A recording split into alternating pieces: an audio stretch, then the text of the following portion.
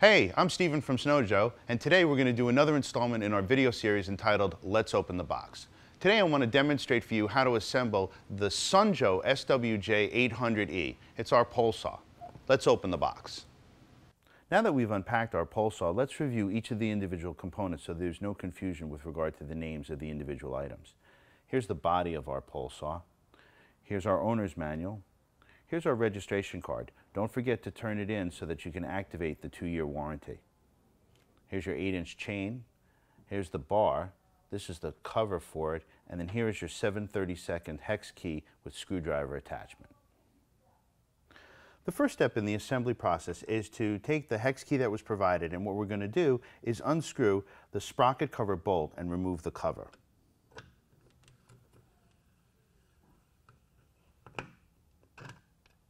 Next, lay out the saw chain in a loop and straighten out any kinks. Now what you want to do is you want to check the direction of travel. If they face backwards, you can turn the loop over. Now you can compare the teeth of the chain against the picture. The next step is to place the chain drive links into the bar groove. A tip before we go on to the next step is to loosen the tensioner pin. You can just use your fingers to just loosen this just a little bit. It'll make the next step of getting the bar and chain on easier. Position the chain so there's a loop at the back of the bar. Hold the chain in position on the bar and place the loop around the sprocket. Just like that. Now remember, when placing the bar on the flange, you want to ensure that the tensioner pin is in the chain tensioner hole and the bar. The next step is to tighten the chain tensioner screw only enough to hold the bar and chain in place, ensuring the chain is still in place over the sprocket.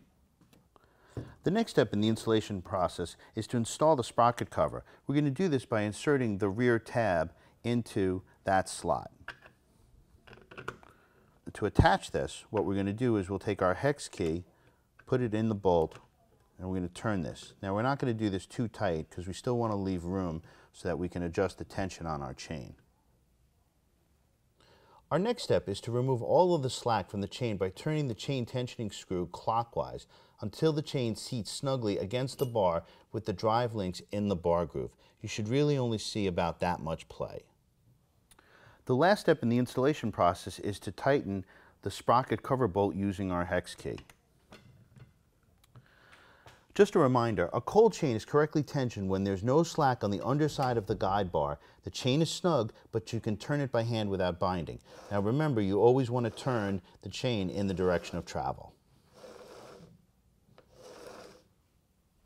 Now that your pole saw is fully assembled, remember to fill the reservoir with oil. You can use any bar and chain oil that you can get at your local hardware store, or you can always get it at Snow Joe. I hope you've enjoyed this instructional video. Thank you for choosing Snow Joe and Sun Joe.